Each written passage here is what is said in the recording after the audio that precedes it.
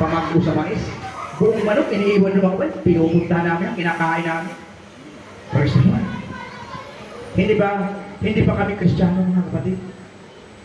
Kaya na sabi ng Panginoon mga kapatid, huwag tayong humipo. Bre, tagay wala si pastor. Yan ang ibig sabihin ng Diyos na huwag mong hupuin. Pwede tayong makihalubilo sa kanila, pero huwag mong sundin yung ginagawa nila. Yun ang ibig sabihin doon. Kasi mga kapatid, kung hindi tayo makipaghalubilo sa kanila, hindi tayo makakaakay ng kaluluwa. Ano sabi ng Panginoon? Ang sangang hindi namumumang ay puputulin. Sabi ko, Panginoon, wala pa akong nakakay dito sa Bulacan ha. Pero sa Maynila at saka doon sa Masbate mga kapatid, sa Balista at saka Iglesia ni Cristo ang pinabaptize namin. Talaga ang ganda ng kwento. Nung papunta kami sa baptize mga kapatid, akala yung dagat parang mantika. Pagdating namin doon, yung Iglesia ni Cristo mga kapatid, ay yung panlagnat. Sabi namin, ano Brad, itutuloy ba natin o hindi? Kasi may lagnat mga napakatas ng lagnat mga kapatid, hindi po namin. Sabi niya, tuloy pastor. Nung palakan na kami, ang lalaki naman ang alon.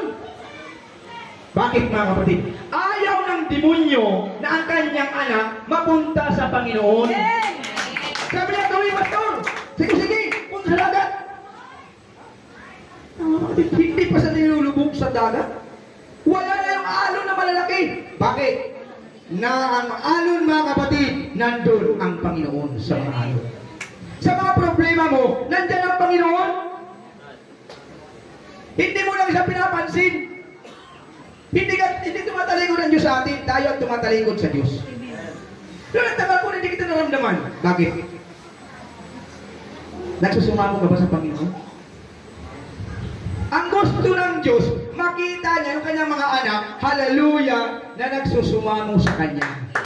Alam nyo, ang Diyos hindi sisiksik sa atin.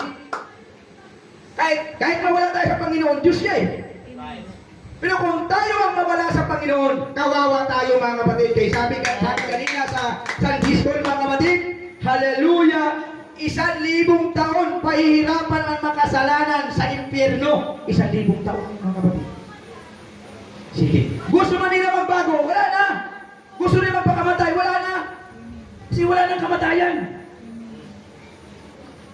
Yung ating dito pag-awit, practice lang ito mga kapatid. Yes.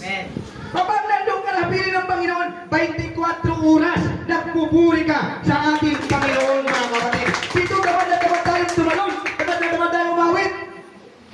Diba? Magpalakpak na lang, di ka magpalakpak mga kapatid. So alam niyo mga kapatid, dati nakita ko mga Kristiyano kung paano magpuri sa Panginoon. Devotion pa lang, revival na. Wala na preach silang revival. Wala kay pastor. Ang revival nasa iyo at nasa Panginoon mga kapatid. Kung bukas ang puso mo at gusto mo ng revival, mga kapatid, ibigay mo sa Panginoon ang buong buo ang ating puso, isip, lakas at kaluluwa. Isa lang tayo magkita-kita, baka mag-arte sa akin mga kapatid. Ha? Yan sabi ko na nga kanina mga kapatid, bago mo nakukunin ng Panginoon, iikutin ko ang church natin sa Bulacan. Ramdam ko ba rin, parang malapit na. Hindi ko lang sinasabi sa pamilya ko mga kapatid. Kaya sabi ko nga, sana umuwi lahat yung anak ko sa birthday ko mga kapatid. Isasabi ko sa kanila kung ano ang kalagayan ng aking buhay. So, isa lang. Kaya sabi ko sa kanila, umuwi kayo na. Sama-sama tayo magpuri sa Panginoon. Amen. Makita ko lang sa birthday ko mga kapatid, nakasama ko sila lahat. Praise the Lord. At kung kunin mo na ko ng Panginoon, alam ko, nasa piling ako ng Diyos. Praise the Lord. Hallelujah. Praise the Lord. Minsan, mga kapatid, kapag namatayan tayo, talagang nasasaktan tayo mga kapatid. Sa hindi mga Kristiyano, nagpapadasal pa. Kaya sabi ko mga kapatid, bawat preach ko mga kapatid, sinasabi ko, kapag may nabasa kayo sa Biblia na purgatorio, hindi na ako magpapastor, hindi na ako mangangaral ng salita ng Diyos. May nabasa ba kayo mga kapatid? Mula Genesis hanggang Revelation, may nabasa ba kayo purgatorio? Ang nakalagay doon mga kapatid, lahat impyerno. Kaya sikapin natin na sa langit tayo mga kapatid. Hallelujah! Sa ating mga kasayahan, pagpapunta rito natin, punta tayo rito, punta ka rito para kay pastor, para kay sister, para kay brother. Amen. Praise the Lord. Pumunta ka dahil birthday. Praise the Lord. Ang pinunta ko rito mga kapatid, ang Diyos. Pumunta kayo dito, ang pakay nyo, maramdaman nyo ang presensya ng Panginoon. Kaya mga kapatid, ating sikapin ng mabuti. Hallelujah! Na maramdaman natin ang Panginoon. Kaya ang sabi rito mga kapatid, hallelujah!